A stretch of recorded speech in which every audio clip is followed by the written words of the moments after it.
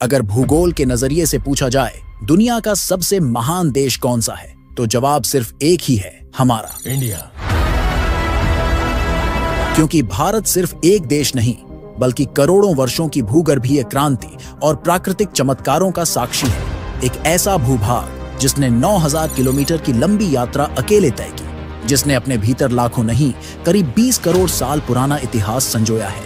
हिमालय की ऊंचाई, गंगा की पवित्रता, डेक्कन का पठार, पश्चिमी और पूर्वी घाट की दीवारें, ये सब ऐसे ही नहीं बने। हर पर्वत, हर नदी, हर टुकड़ा, ध्यान से देखो, ये सब हमारी धरती के संघर्ष की कहानी कहते हैं। क्या आप जानते हैं कि भारत पहले कहीं और था?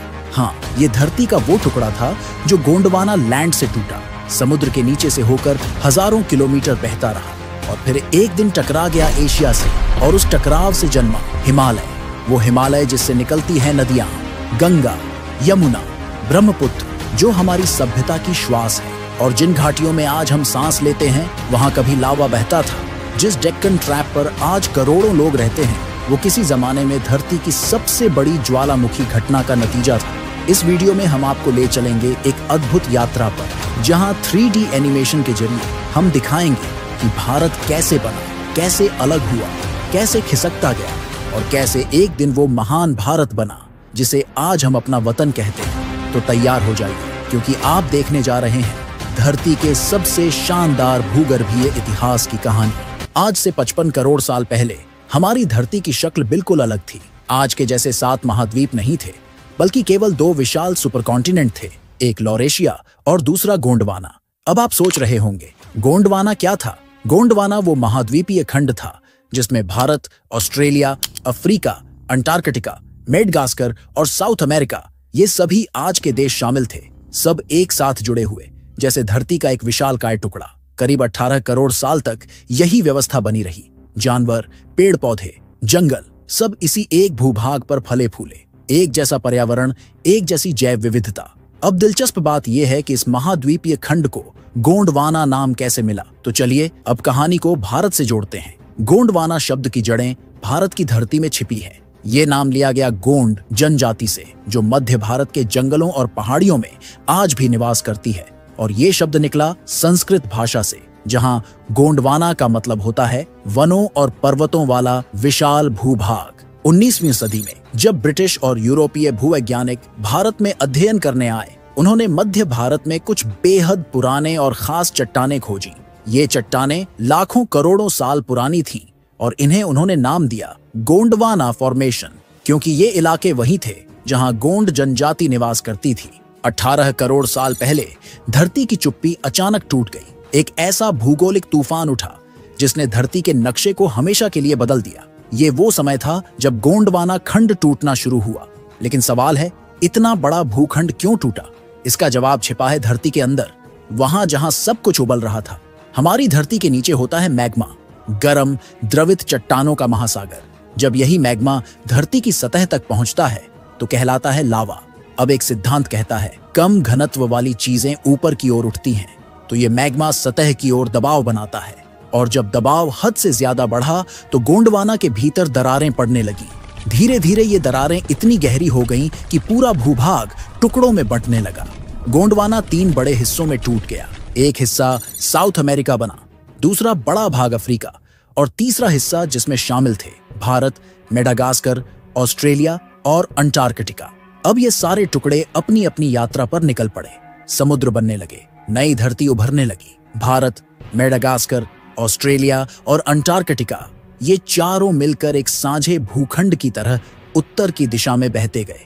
यही था वो पल जब धरती की शक्ल बदलनी शुरू हुई और भारत ने अपनी अलग पहचान की ओर पहला कदम रखा।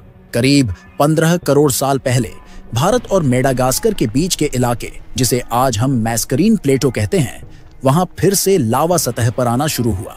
इस बार लावे के इस विस्फोट ने 2 बड़े बदलाव किए। पहला, मेडागास्कर भारत से अलग हो गया और दूसरा, भारत को एक अनमोल विरासत मिली, पश्चिमी घाट।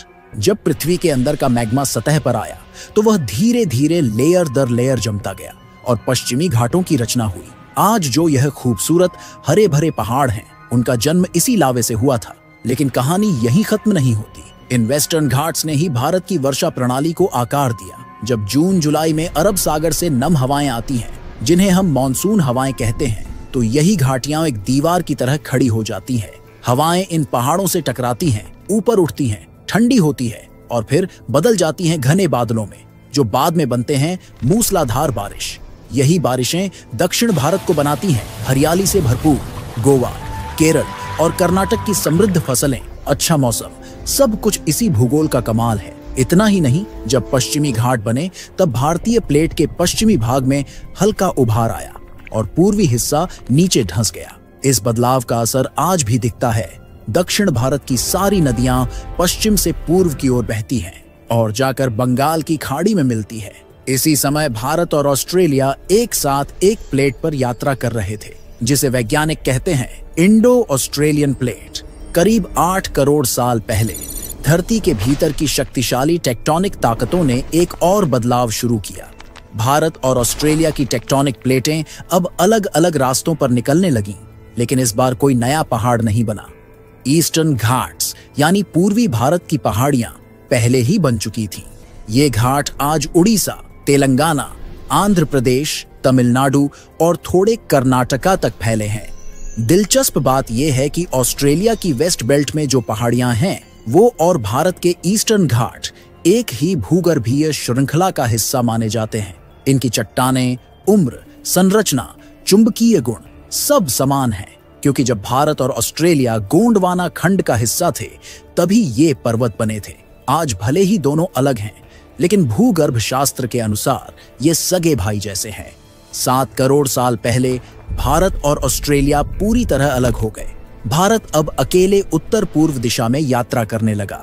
इस सफर में उसके साथ था श्रीलंका, जो उस समय भारत से भूगर्भीय रूप से जुड़ा हुआ था। आज भले ही समुद्र ने दोनों को अलग दिखा दिया है, लेकिन नीचे चट्टानें अब भी एक जैसी हैं। इस समय भारत टेथीस महासागर में एक तैरते द्वीप जैसा था। इसी दौरान लगभग 6 करोड़ साल पहले भारत रियूनियन द्वीप के नीचे मौजूद हॉटस्पॉट के ऊपर से गुजरा। इस हॉटस्पॉट से लावा निकलकर सतह तक आया और बना डेक्कन ट्रैप्स। ये ज्वालामुखीय चट्टानों का विशाल पठार है, जो आज महाराष्ट्र, मध्य प्रदेश, गुजरात, कर्नाटका, तेलंगाना और आंध्र प्रदेश तक फैला है। उसी समय भारत में रहते थे कई डायनासोर, जैसे राजा सौरस, जिसे नर्मदा घाटी का राजा कहा जाता है, और टाइटनोसॉरस, जिनकी गर्दन लंबी होती थी। लेकिन 6 करोड़ 60 लाख साल पहले मेक्सिको में चिक्सुलूप क्रेटर में एक विशाल एस्ट्रॉयड गिरा और भारत में भी डेक्कन ट्रैप्स के ज्वालामुखी फट पड़े। इन दो घटनाओं ने साथ मिलकर डायनासोर का सफाया कर दिया। जैसे जैसे भारत आगे बढ़ता रहा, उसकी रफ्तार भी बढ़ गई। अब वह हर साल 15 से 25 सेंटीमीटर की गति से आगे बढ़ रहा था। यह भूगर्भीय मानकों में बहुत तेज गति मानी जाती है। लगभग 9000 किलोमीटर का यह सफर तय करने के बाद 5 करोड़ साल पहले भारत जा टकराया एशियन प्लेट से। इस टक्कर से धरती की सतह ऊपर उठी और बना हिमालय पर्वत। 2400 किलोमीटर तक फैला ये पर्वत भारत, नेपाल, चीन, भूटान, पाकिस्तान और अफगानिस्तान तक फैला है। इन्हीं से जन्म लेती हैं गंगा, यमुना, ब्रह्मपुत्र और सिंधु जैसी नदियां। हिमालय पर हर साल हजारों टन बर्फ गिरती है, जिससे बनते हैं ग्लेशियर, जमी हुई बर्फ की विशाल चट्टानें। गर्मियों में ये ग्लेशियर पिघलते हैं और इनसे निकलती हैं नदियां। गंगोत्री से गंगा, यमुनोत्री से यमुना, तिब्बत से ब्रह्मपुत्र और सिंधु। ये नदियां न सिर्फ पेयजल और सिंचाई देती हैं, बल्कि भारत की जीवन रेखा है। इसीलिए हिमालय को देवभूमि कहा गया। यह सिर्फ एक पर्वत नहीं, बल्कि भारत के जीवन और संस्कृति की आत्मा है। तो ये थी हमारी धरती के सीने में छुपी भारत की जन्म गाथा। गोंडवाना से लेकर हिमालय तक, पश्चिमी घाट से लेकर डेक्कन ट्रैप्स और गंगा की घाटियों तक, हर चट्टान, हर नदी, हर पर्वत हमारे इतिहास का एक जीवित प्रमाण है। भारत सिर्फ हिमालय को देखें या गंगा की धारा को महसूस करें तो जान लीजिए, आप सिर्फ प्रकृति नहीं देख रहे, आप उस कहानी को देख रहे हैं जो करोड़ों सालों से लिखी जा रही है। और यही तो है हमारे भारत की महानता, जिसका अतीत भी धरती की धड़कनों में बसता है और भविष्य भी प्रकृति के साथ चलता है। अगर आपको ये जानकारी पसंद आई हो तो वीडियो को लाइक और शेयर। हम सब अपनी रोजमर्रा की जिंदगी में बहुत से काम करते हैं, जिनमें से कुछ काम हम सही करते हैं तो कुछ गलत होते हैं, लेकिन हमें उनके बारे में पता ही नहीं चलता। ज्यादा से ज्यादा टूथपेस्ट इस्तेमाल करना और खाने के बाद तुरंत पानी पी लेना, कानों को कॉटन स्वैब और क्यू टिप से साफ करना, और तो और फेस को जोर जोर से रगड़ के साफ करना, ये सभी चीजें गलत और हानिकारक होती हैं। ऐसी ही बहुत सी कॉमन मिस्टेक्स के बारे में आज हम इस वीडियो में बात करेंगे, तो जानने के लिए वीडियो के एंड तक बने रहिएगा। तो चलिए शुरू करते हैं। Mistake number 10, sleeping just after having food. दोस्तों, आप में से बहुत से लोग खाना खाने के तुरंत बाद लेट जाते हैं और सो जाते हैं। आज के वक्त में लोगों को जितना सोने के लिए कहा जाए उनके लिए उतना भी कम होता है। लेकिन क्या आप जानते हैं, खाना खाने के तुरंत बाद सोने से आपकी बॉडी पर बहुत बुरा असर पड़ता है। दरअसल जब आप खाना खाने के तुरंत बाद सोते हैं तो इससे खाना पेट में जाने के बजाय फूड पाइप में ही रह जाता है, जिस वजह से खाना डाइजेस्ट नहीं हो पाता है और कैलोरीज बर्न होने की जगह बॉडी में फैट बनने लगता है। इसके अलावा चेस्ट में जलन, हार्ट बर्न, पेट में दर्द और सोने में भी परेशानी होने लगती है। और जब आप ठीक से सो नहीं पाते हैं तो आप पूरा दिन कमजोर और आलस महसूस करते हैं। इसीलिए आइडियली आप लोगों को सोने के लगभग 2 घंटे पहले ही खाना खा लेना चाहिए। और तो और खाना खाने के बाद आपको थोड़ा घूम भी लेना चाहिए, जिससे खाना जल्दी डाइजेस्ट हो पाए। Mistake number 9, sharing makeup brushes and razors. Sharing is caring वाला कोट तो आप लोगों ने बहुत बार सुना होगा, लेकिन हर चीज को शेयर करना आपके लिए बहुत नुकसानदायक साबित हो सकता है। जैसे लोग अक्सर एक दूसरे के मेकअप इस्तेमाल कर लेते हैं, लेकिन क्या आप जानते हैं ऐसा करने से आपको अलग अलग इन्फेक्शंस हो सकते हैं। असल में दोस्तों, हमने आपको पहले भी एक वीडियो में बताया था कि फेस और आईलैशेस पर पैरासाइट्स होते हैं, और जब आप एक दूसरे का मेकअप इस्तेमाल करते हैं तो ये पैरासाइट्स आपकी आंखों और फेस के अंदर जाकर इन्फेक्शन कर सकते हैं, जिससे आपको बहुत सी सीरियस प्रॉब्लम्स हो सकती हैं। वहीं दूसरी तरफ बॉयज एक दूसरे का रेजर इस्तेमाल कर लेते हैं, लेकिन क्या आप जानते हैं फेशियल हेयर और बियर्ड के अंदर भी डेड सेल्स और बैक्टीरिया होते हैं, जो यूज्ड रेजर को इस्तेमाल करने से सीरियस इन्फेक्शन कर सकते हैं। आपको जानकर हैरानी होगी कि ऐसे बहुत से केसेस हैं जहां पर एक दूसरे का रेजर इस्तेमाल करने से लोगों को एड्स जैसी सीरियस बीमारी तक हो चुकी है। Mistake number 8, not cleaning the daily usable stuff. हम सभी अपनी डेली लाइफ में बहुत सारी चीजों का इस्तेमाल करते हैं, जैसे mobile phone, TV remote, switches, bed sheets and pillows, लेकिन इन सभी चीजों को बहुत रेयरली ही साफ करते हैं। क्या आप जानते हैं इन छोटी छोटी चीजों को रोज साफ करने से आप बहुत सी बड़ी बीमारियों से बच सकते हैं। असल में दोस्तों, मोबाइल फोन, स्विचेस और रिमोट्स जैसी चीजों पर बहुत से माइक्रो बैक्टीरिया होते हैं, जो आपके टच करने से आपकी बॉडी के अंदर एंटर कर जाते हैं। और इसके अलावा आपकी बेड शीट पर भी बहुत सारे डेड सेल्स और डस्ट होती है, जिससे आपके इम्यून सिस्टम पर बहुत बुरा असर पड़ता है और आप जल्दी जल्दी बीमार पड़ने लग जाते हैं। इसीलिए आपको अपनी डेली यूज करने वाली चीजों को हमेशा साफ और सैनिटाइज रखना चाहिए। Mistake number 7, covering your mouth with your hand while sneezing and coughing.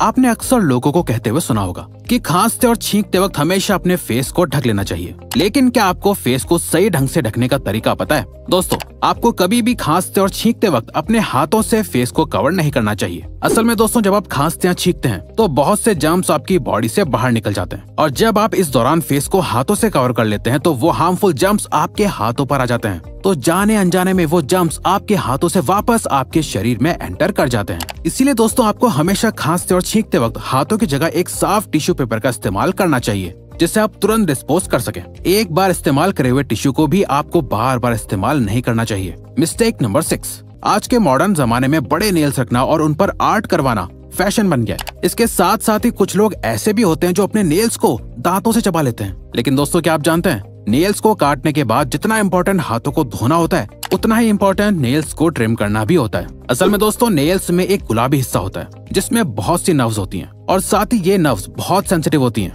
और जब ये नर्व किसी हार्ड सरफेस के टच में आती हैं तो बहुत ज्यादा पेन और ब्लीडिंग हो सकती है। इसीलिए नेल्स को काटने के बाद ट्रिम करना बहुत इम्पोर्टेंट होता है। तो दोस्तों, अगली बार अपने नेल्स को काटने के बाद ट्रिम करना ना भूलें। Mistake number 5, drinking water just after having food. आजकल लोग खाना कम खाते हैं और पानी ज्यादा पीते हैं, लेकिन क्या आपको पता है ऐसा करना आपके इम्यून और डाइजेस्टिव सिस्टम के लिए बहुत खतरनाक हो सकता है। चलिए हम आपको बताते हैं। असल में खाना खाने के तुरंत बाद पानी पीने से डाइजेस्टिव सिस्टम पर बहुत बुरा असर पड़ता है। दरअसल जब आप खाना खाते हैं तो उसके तुरंत बाद ही आपके पेट में हाइड्रोक्लोराइड एसिड और इसके ही जैसे दूसरे एसिड्स बनने लगते हैं, जो फूड को डाइजेस्ट करने में मदद करते हैं। और जब आप इस दौरान पानी पी लेते हैं तो इन एसिड्स में पानी मिल जाता है, जिससे एसिड्स की इंटेंसिटी कम हो जाती है और खाना पूरी तरह से डाइजेस्ट नहीं हो पाता है, जिससे अल्टीमेटली पूरा डाइजेस्टिव सिस्टम बिगड़ जाता है। इसीलिए आपको खाना खाने के बाद पानी नहीं पीना चाहिए। लेकिन अगर आप चाहें तो खाना खाने के बाद 1 या 2 घूंट पानी पी सकते हैं, पर उससे ज्यादा पानी खतरनाक हो सकता है। Mistake number 4, neglecting intimate hygiene. बात जब पर्सनल और इंटीमेट हाइजीन की आती है तो मेल और फीमेल दोनों ही इसे इतनी इम्पोर्टेंस नहीं देते हैं जितनी वो अपने बाकी बॉडी पार्ट्स को देते हैं। दोस्तों, बॉडी के बाकी हिस्सों की तरह आप लोगों को अपने इंटीमेट एरिया को भी रेगुलरली क्लीन और ग्रूम करना चाहिए, लेकिन इसके साथ साथ आपको ये भी ध्यान रखना चाहिए कि आप इसके लिए सही प्रोडक्ट्स को ही इस्तेमाल करें। असल में नॉर्मल सोप्स में बहुत से हार्श केमिकल्स होते हैं जो आपके इंटीमेट एरिया में इरिटेशन और इन्फेक्शन कर सकते हैं और नेचुरल बैक्टीरियल बैलेंस को डिस्टर्ब कर सकते हैं। इसीलिए आपको इंटीमेट एरिया के लिए स्पेशली मेड प्रोडक्ट इस्तेमाल करना चाहिए और किसी भी तरह की इंटीमेट प्रॉब्लम को नेग्लेक्ट नहीं करना चाहिए। आपकी इंटीमेट हेल्थ आपकी अल्टीमेट हेल्थ के लिए कॉम्प्लीमेंट्री होती है। Mistake number 3, taking excess toothpaste on toothbrush. हम सभी को लगता है कि जितना ज्यादा टूथपेस्ट लेंगे दांत उतने ही ज्यादा साफ होंगे, लेकिन ये बिल्कुल भी सही नहीं है, बल्कि इससे तो आपको बहुत नुकसान हो सकता है। असल में दोस्तों, टूथपेस्ट को बनाने के लिए सोडियम क्लोराइड और प्रोपिलीन ग्लाइकोल जैसे केमिकल्स का इस्तेमाल किया जाता है। ये वही केमिकल्स हैं जिनकी वजह से टूथपेस्ट में झाग बनते हैं। लेकिन क्या आपको पता है, सोडियम क्लोराइड का इस्तेमाल चूहे मारने की दवाई में भी किया जाता है। जी हाँ, ये बिल्कुल सच है। अब आप खुद ही सोच सकते हैं कि ज्यादा पेस्ट लेने से आपके दांतों पर कितना बुरा असर पड़ता है। ज्यादा पेस्ट लेने से दांत साफ होने के बजाय कमजोर होते हैं और मसूड़े भी कमजोर पड़ते हैं। इसीलिए आपको हमेशा पी साइज यानी मटर के दाने के बराबर ही पेस्ट इस्तेमाल करना चाहिए। इसके अलावा आपको दिन में 2 बार ब्रश करना चाहिए, एक बार सुबह और एक बार रात को खाना खाने के बाद, ताकि आपके मुंह की सफाई पूरी तरह से मेंटेन रहे। Mistake number 2, using cotton swabs Q tips to clean the inside of your ears. कान को साफ करने के लिए कॉटन स्वॉप्स और क्यू टिप्स जैसे टूल्स का इस्तेमाल बहुत आम सी बात है, लेकिन क्या आपको पता है इन चीजों का इस्तेमाल आपके कान के लिए बहुत खतरनाक साबित हो सकता है। कान हमारे 5 सेंस ऑर्गन्स में से एक ऑर्गन होता है जो बॉडी का बहुत ही नाजुक हिस्सा होता है। दरअसल दोस्तों, कान की इनर कैविटी बहुत ही नाजुक होती है जो कॉटन स्वॉप्स और क्यू टिप्स जैसी शार्प चीजों से डैमेज हो सकती है। इसके अलावा क्यू टिप्स असल में वैक्स को कान के अंदर और ज्यादा पुश कर देती है, जिससे अल्टीमेटली ईयर ड्रम के डैमेज होने के चांसेस बढ़ जाते हैं और आप अपनी सुनने की शक्ति खो सकते हैं। इसीलिए अगर आप अपने कान को साफ करना भी चाहते हैं तो इन टूल से आपको सिर्फ अपने कान के आउटर हिस्से को साफ करना चाहिए। कान के अंदर की डीप सफाई तो आपको किसी प्रोफेशनल डॉक्टर से ही करवानी चाहिए, या फिर अगर आप खुद भी अपना कान साफ करना चाहते हैं तो इससे पहले कान साफ करने के सारे इंस्ट्रक्शन समझ लें ताकि आपको कोई नुकसान न पहुंचे। Mistake number 1, cleaning face in the wrong way. दोस्तों, हर काम को करने का एक तरीका होता है, चाहे वो अच्छी राइटिंग करना हो या फिर अपने चेहरे को साफ करना ही क्यों ना हो। तो दोस्तों, क्या आपको चेहरा साफ करने का सही तरीका पता है? चलिए हम आपको बताते हैं। आपको कभी भी अपने फेस को जोर से रगड़कर साफ नहीं करना चाहिए। फेस की स्किन बॉडी की स्किन से ज्यादा सेंसिटिव और पतली होती है, और जब आप इस सेंसिटिव स्किन को रगड़ते हैं तो इससे स्किन के फटने और सेल्स के मरने के चांसेस बढ़ जाते हैं, जिसका रिजल्ट डल और रफ स्किन होती है। इसीलिए आपको हमेशा अपनी स्किन को सही से डैब डैब करके साफ करना चाहिए। ऐसे करने से स्किन पर रैशेज नहीं होते हैं और ना ही रिंकल्स पड़ते हैं। दोस्तों, इन छोटी छोटी चीजों को ध्यान में रखकर आप भी अपने फेस को बेहतर बना सकते हैं। आई होप आपको वीडियो अच्छी और यूजफुल लगी होगी। तो दोस्तों, अब अगर आपको ये वीडियो अच्छी लगी और आप आगे भी ऐसी ही अमेजिंग वीडियोस देखना चाहते हैं तो प्लीज हमारे चैनल को सब्सक्राइब करके ऑल नोटिफिकेशन बेल को ऑन कर दो, ताकि हमारी फ्यूचर वीडियोस का नोटिफिकेशन सबसे पहले आपके पास आए। So till then, keep learning, keep growing.